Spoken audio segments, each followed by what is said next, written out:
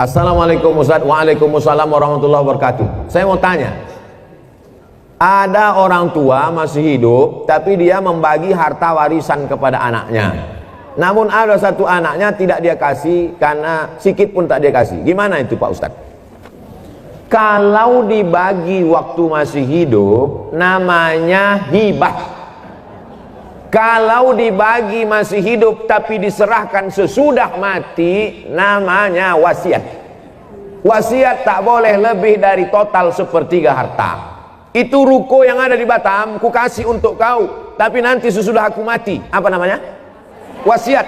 Ternyata harga ruko itu 1 miliar. Harga ruko 1 miliar, warisan dia totalnya 2 miliar. Maka yang sah untuk si anak hanya 666 juta. Yang 1,3 mesti tetap dibagi kepada ahli dua. Kalau serahkan masih hidup, ambillah bulat-bulat, namanya hibah, tak ada batasannya. Kalau diserahkan setelah mati namanya wasiat. Dibagikan ketika hidup baru diserahkan setelah mati namanya wasiat. Adapun pembagian harta warisan sesudah mimda tema taya bawati. Jelas. Jadi ini kenapa pula masih hidup sudah bagi harta warisan? Inilah gara-gara tak mengaji. Makanya kalau ada acara pengajian, jangan lagi pengajian arisan judulnya. Sabar, tawakal. Pengajian arisan kita pada bulan Januari 2021 ini adalah tentang warisan. Apa itu warisan? Bagaimana pembagian warisan? Bolehkah warisan dibagi ketika hidup? Apa nama hibah? Apa itu wasiat? Supaya jangan salah kaprah. Ini banyak orang tua kalau udah cerita warisan, Bu, gimana masalah warisan? Jangan tanya warisan, aku belum mati lagi. Padahal setelah mati menyimpan warisan sama dengan bom atom, bom waktu yang akan meledak. Ini saya menduga bahwa si bapak ibu ini marah kepada anaknya yang satu ini, maka biar supaya jangan dapat dibaginya. Ini untuk kau, untuk kau. Adapun kau matilah kau tak dapat. Tak bisa.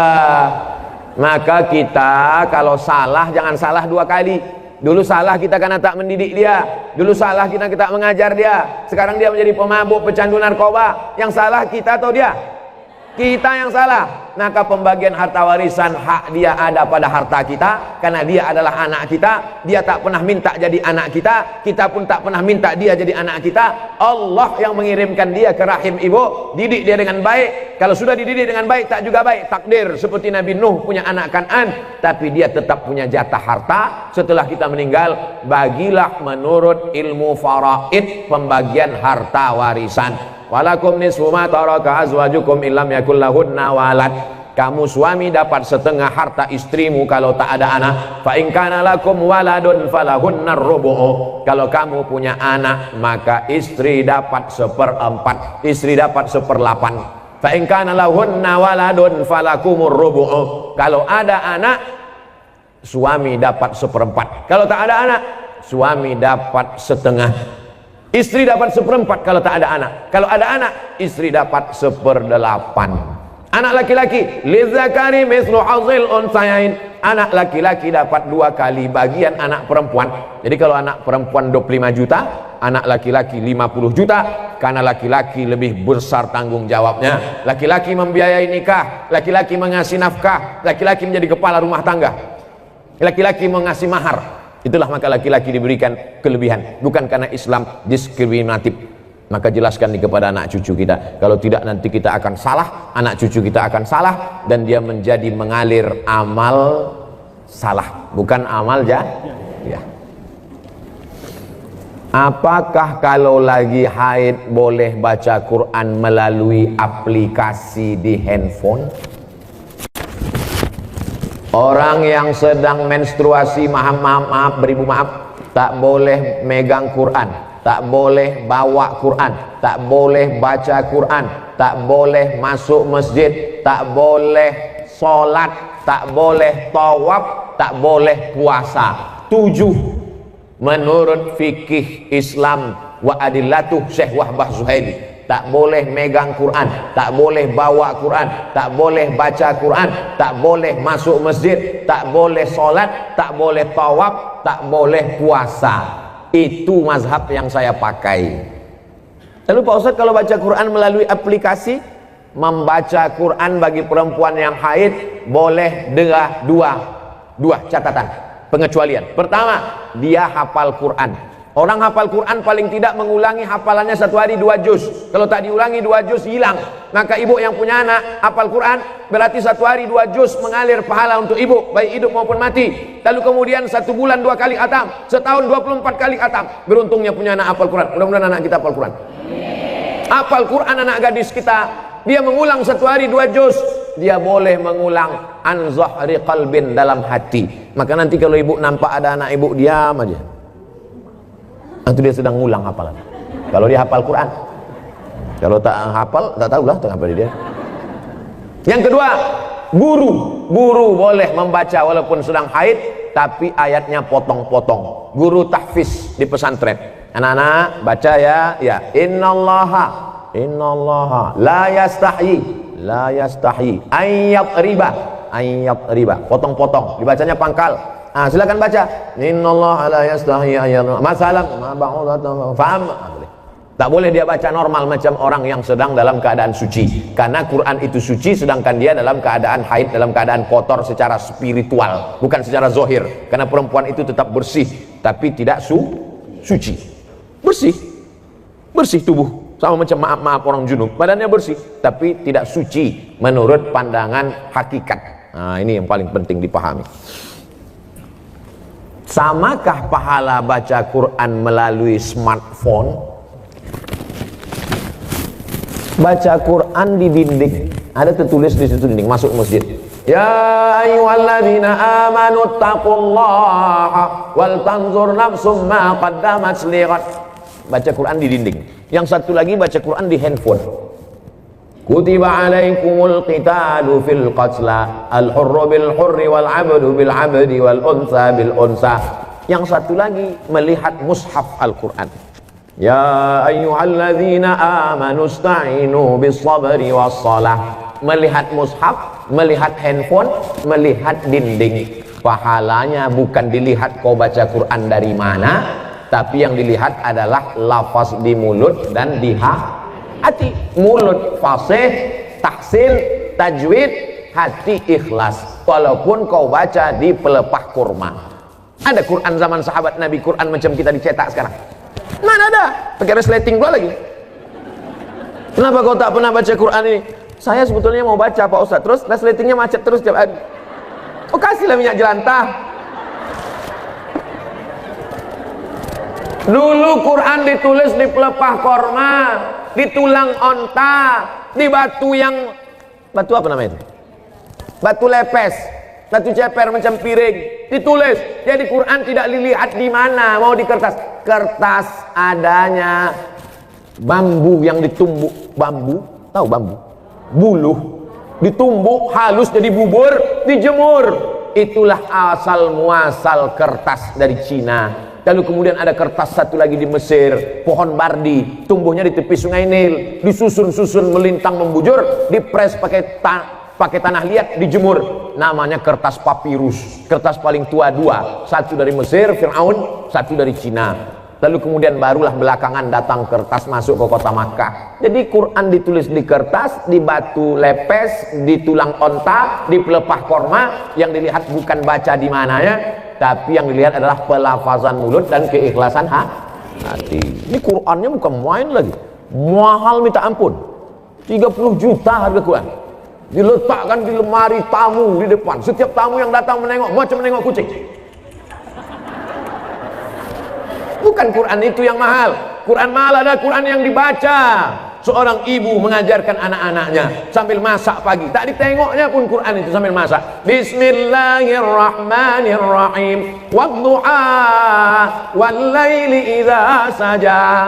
Ma wadda'aka rabbuka wa ma qala. Walal akhiratu khairul laka minal ula. Sambil belajar ditengoknya.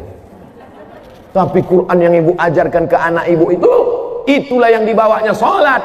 Usahakan ibu yang membacakan Al-Fatihah ke anak ibu, supaya apa? 17 kali sehari pahalanya mengalir ke ibu. Ibu yang membacakan Fatihah ke dia. Yang belum membacakan, balik dari sini nanti bacakan. Yang balik sekarang, nanti habis acaranya. Balik. Nak, baca Fatihah nak. Bismillahirrahmanirrahim.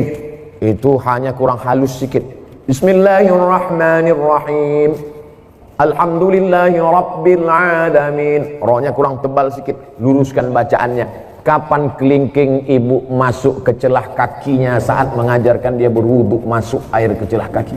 Kapan ujung jari ibu masuk ke celah telinganya saat mengajarkan berwudu? Kapan mulut ibu mengajarkan? Kapan tapak tangan ibu memegang pundaknya? Rata pundakmu nak. Jangan kepala kau macam menengok kuda jantan, menengok kuda betina. Jangan kepala kau ni menunduk macam menengok rumput. Rata nak. Kelak kita semua inilah yang akan dia kenang. Al-madrasatul ula. Ibu adalah sekolahnya yang pertama. Alhamdulillah ibu amalkan, pahalanya mengalir ke ibu, mengalir pula ke saya. Tapi pahala ibu tak berkurang. Ibu tetap dapat 100, saya 120. Karena saya tengok ibu macam-macam tak setuju. Assalamualaikum Pak Ustaz. Waalaikumsalam warahmatullahi wabarakatuh.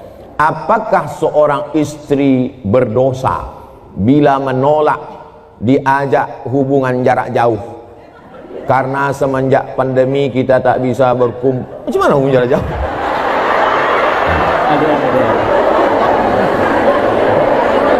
LDR. Apa arti LDR? Long distance relationship. Wah, macam ABG pula Ustaz.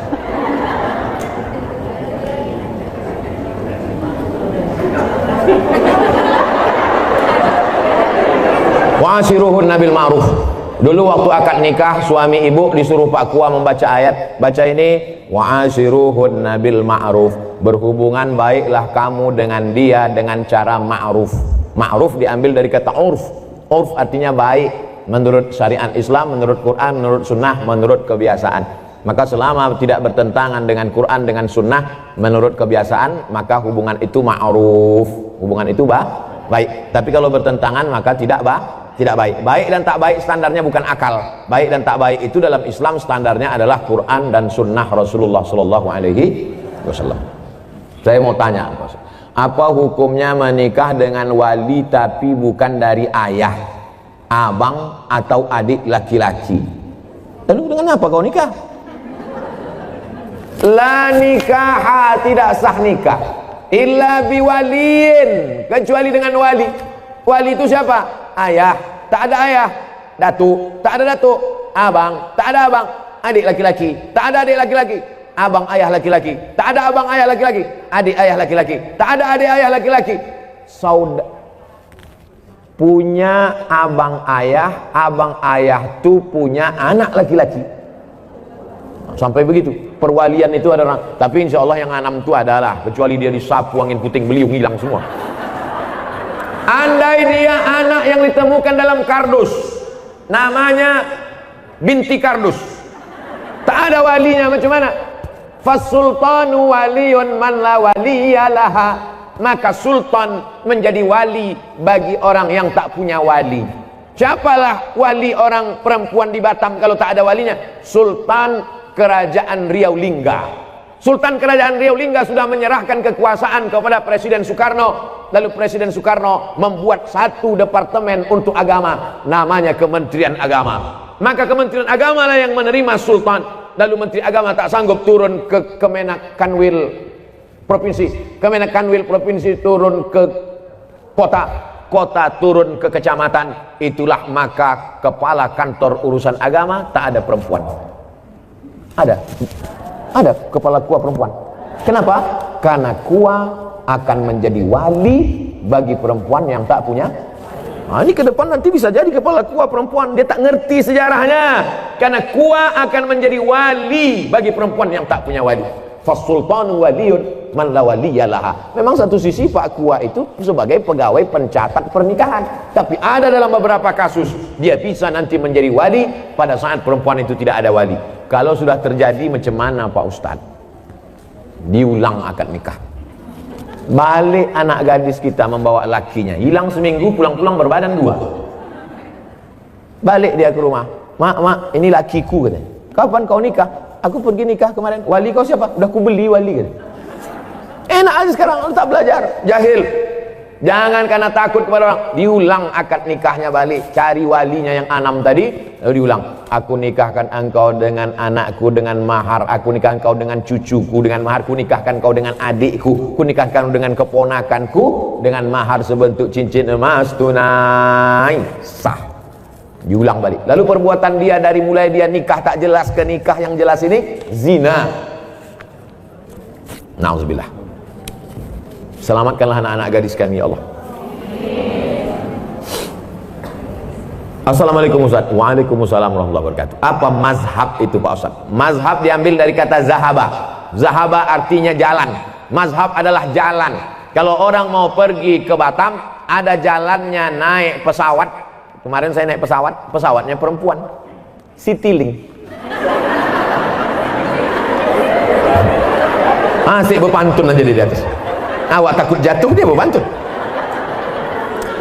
Ada pula yang datang ke Batam ini naik kapal, bukan Titanic, kapal jelati. Macam-macam. Jadi mazhab adalah jalan untuk sampai kepada tujuan. Maka untuk sampai kepada tujuan ibadah yang benar, ada rukun, ada syarat, ada wajib, ada sunat, ada makruh, ada mubah, maka ulama menyusun. Maka ulama yang menyusun jalan itu disebut dengan mazhab Hanafi, disusun oleh Imam Abu Hanifah, mazhab Maliki disusun oleh Imam Malik bin Anas, mazhab Syafi'i disusun oleh Muhammad bin Idris, mazhab Hambali disusun oleh Imam Ahmad bin Hambal. Saya menempuh jalan yang dibuat oleh Imam Syafi'i. Kenapa Ustaz pakai mazhab Syafi'i? Dulu di pesantren pakai mazhab Syafi'i. Pergi ke Mesir, di Mesir kalau kita sekolah Bu, dibuat itu nama Abdul Somad, jinsiyah, nationality, dari negara mana? Indonesia. Mazhabnya apa? Buat mazhab Syafi'i. Datang kawan saya dari Jawa Timur, dibuatnya Hanafi. Kok kenapa kau pilih mazhab Hanafi? Senyum dia. Kenapa kau pilih Hanafi? Bukunya tipis-tipis gitu. Ada orang yang jadi ustadz juga sekarang, kawan saya. Tak boleh sebut nama, menjaga kode etik. Apa benar jika kita belajar dengan seorang guru yang kita tidak tahu mazhabnya, kita tidak bakal masuk surga? Mayoritas Asia Tenggara, Indonesia, Malaysia, Brunei Darussalam, Patani Thailand Selatan, Moro Filipina, Singapura, mayoritas kita ini bermazhab Syafi'i. Jadi kalau ada orang mengatakan, Pak, mazhab Bapak apa? Saya tidak bermazhab, saya langsung ke Quran dan Sunnah. Berarti dia imam mazhab yang kelima. Nama Bapak siapa? Imam S. Arifin. Bermazhab sebetulnya dia. Mana ada orang tak bermazhab di dunia ini? Imam As-Suyuti, hafalan hadisnya, hafiztu mi'atai alfa hadis. Aku hafal 200.000 hadis. 200.000 hadis dia hafal. Hafalan Qur'annya, tafsirnya aja 2 biji. Satu tafsir Jalalain, satu tafsir Ad-Durrul Mansur fit Tafsir bil Ma'sur. Kitabnya berapa? Ada murid dia, namanya Imam Ad-Daudi. Kata Imam Ad-Daudi, guruku Imam Suyuti itu kitabnya 500 kitab. Abdul Somad di Batamnya aja 500. Tapi satu judul. Dia 500 judul kitabnya, tapi di ujung namanya Jalaluddin Abdurrahman As-Suyuti Asy-Syafi'i. Ulama selevel itu tetap pakai mazhab. Lalu ente siapa? Tak bermazhab. Sementara beliau mengajarkan akhlak mulia berpedoman dengan Al-Quran dan hadis. Bermazhab dia. Kalau tak bermazhab dia, nanti kita datang diam-diam tanya, kau diam-diam apa mazhab? Aku sebetulnya mazhab, cuman aku segan. Bermazhab, apa tak bermazhab? Assalamualaikum Pak Ustaz. Waalaikumsalam. Apakah koperasi itu riba? Kumpullah duit ibu, sejuta, 100 orang berarti 100 juta. Itu kumpullah duit 100 juta. Lalu kemudian ditanya kepada masyarakat, siapa yang mau bisnis silakan minjam uang kemari. Akhirnya minjam uang lah orang ramai-ramai. Minjam 10 juta bayar 12, minjam 100 bayar 120, minjam 20 bayar 24. Bunganya selama setahun dikumpul dibagi kepada seluruh bunga dari simpanan wajib, maka transaksinya semuanya adalah uang dengan uang riba. Pinjam uang, bayar uang, kembali uang, riba. La ta'kulur riba ad'afan mudha'afah. Lalu bagaimana dengan BMT Pak Ustadz? Baitul Mal wa Tamwil? Ibu masih konsen? Yang tak konsen gerakkan kepala ke kanan, ke kiri, ke atas, ke bawah, bukakan mulut. Ini koperasi, ini Baitul Mal. Udah jelas? Koperasi, Baitul Mal. Koperasi, Baitul Mal. Datanglah saya ke koperasi. Assalamualaikum koperasi, selamat siang. Koperasi. Bisa aku minjam duit koperasi? Berapa Pak? 200 juta mau beli mobil. Bisa? Bayarnya nanti 250. Berarti akadnya uang dengan uang. Uang dengan uang riba. Dah selesai. Ini koperasi. Sekarang datang saya ke Baitul Mal wa Tamwil yang syariah, koperasi syariah. Assalamualaikum kop syariah. Waalaikumsalam. Ustadz Somad, boleh foto nggak? Boleh. Ada habis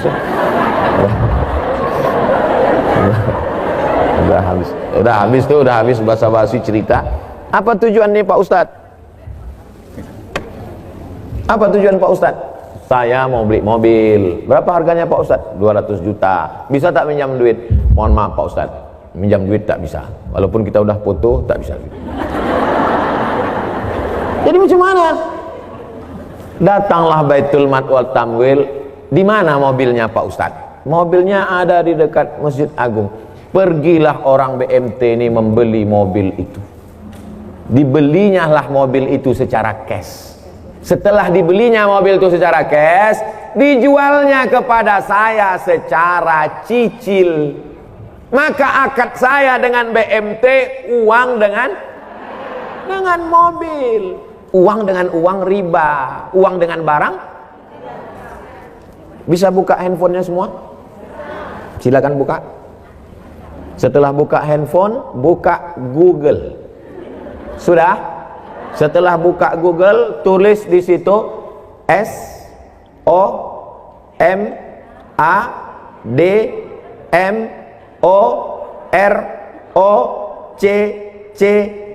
Sudah?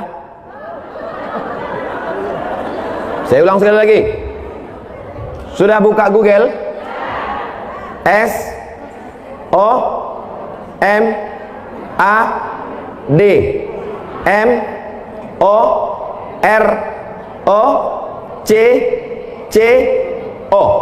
Sudah? Spasi. Sudah spasi? Kredit. KREDIT. Kredit. Enter. Sudah? Langsung posting yang paling atas, Somad Maroko Blogspot Kredit, langsung postingkan ke Facebook. Share ke kawan-kawan. Sudah? Tak tahu cara men-share? Nah, sekarang ku ajari.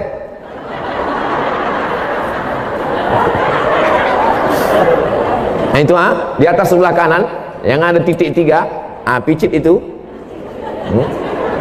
Habis itu pilih FB di bawah, sama Instagram, sama pilih 3 sekali. Facebook, Instagram dengan WhatsApp. Share, bagi ke kawan-kawan tentang bolehnya akad uang dengan barang. Dah, setelah nampak tulisannya bisa baca di situ. Kredit.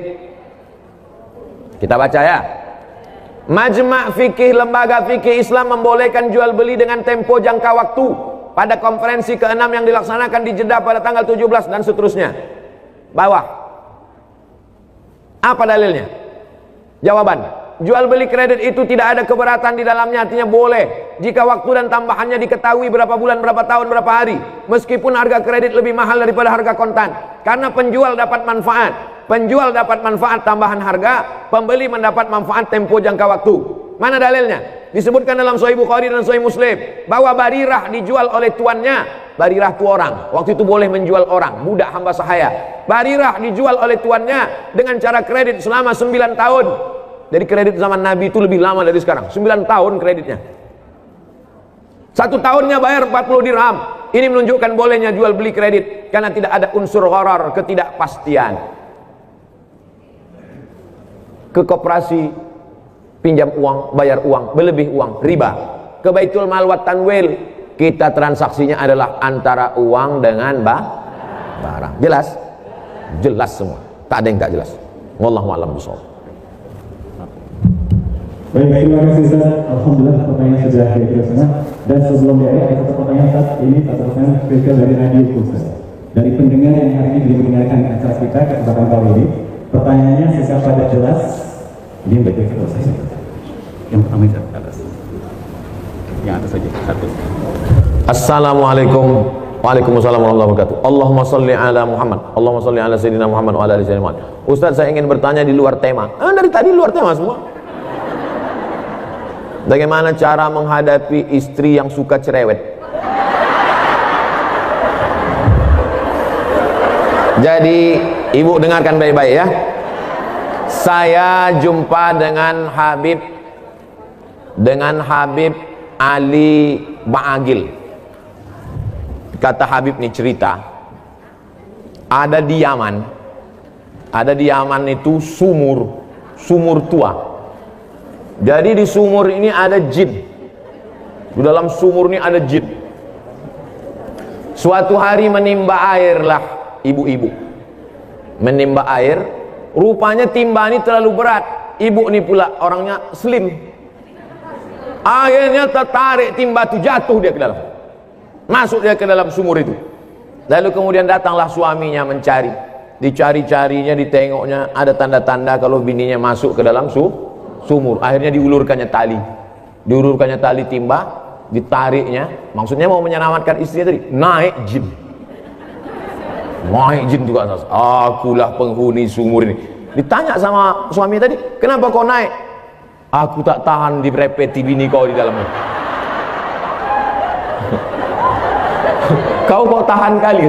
Aku baru 2 menit udah pokak telingaku dalamnya. Jadi rupanya jin-jin itu pun tak tahan juga.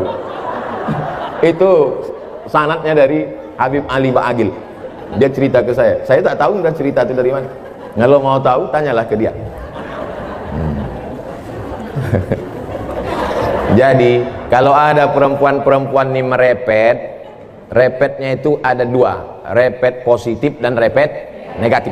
Jadi kalau ibu-ibu masih merepet, kenapa abang pulang terlambat, abang pulang pergi sama siapa, jalan sama siapa, itu positif apa negatif? Dia mau menyelamatkan bapak supaya jangan habis waktu nongkrong di kedai kopi. Dia mau menyelamatkan supaya duit tak habis sama kawan-kawan sehingga tak bisa membayar anak sekolah. Dia ingin supaya bapak mendirepetnya, abang kenapa tak sembahyang, nanti abang kalau tak sembahyang ku campakkan ke sungai. Takkan sampai hatinya. Dia baik. Kedua, dia merepet itu ada sebabnya. Betul? Tapi kalau sudah lengkap 5, sudah dikasih makan, sudah dikasih pakaian, sudah dikasih tempat tinggal, sudah dikasih pendidikan, sudah dikasih perhatian, merepet juga dia. Tanya dia baik-baik, kau ini sebetulnya dulu nikah sama aku ini dipaksa sama ayahmu atau cuman? Jadi repetnya itu ada positif, ada negatif. Selama ibu masih merepet dengan anak ibu, kau pergi kemana sama siapa, jalan pulang jam berapa, kenapa jilbabmu tak panjang, kenapa rokmu pendek, kenapa ini koyak, kenapa pinggangmu kau ikat pakai tali jemuran, kenapa? Selama ibu masih merepet, insya Allah selamatlah anak-anak kita, insya Allah. Selagi ibu masih bisa merepet, merepetlah bu. Siap merepet, takbir. Repet teruskan.